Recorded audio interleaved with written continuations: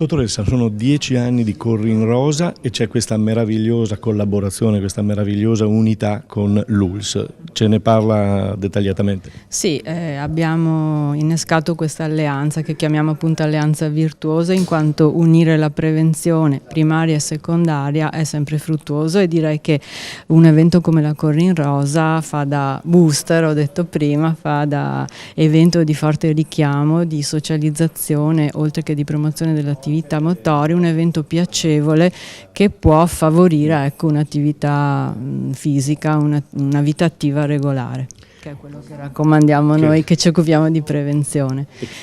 Ottimi numeri di adesione, possiamo sempre migliorare per quanto riguarda lo screening del tumore della mammella, che appunto, diciamo, parte del ricavato dell'evento andrà a supporto della tecnologia, a supporto della diagnosi precoce, diciamo, e che i programmi di screening già garantiscono con una modalità molto efficace e garantendo alta qualità e una presa in carico per tutto il percorso eventualmente poi diagnostico e di approfondimento della donna che risultasse positiva al test di screening. Quindi una collaborazione che è anche a supporto della qualità e dell'ottimizzazione della diagnosi precoce, che è una risorsa vincente per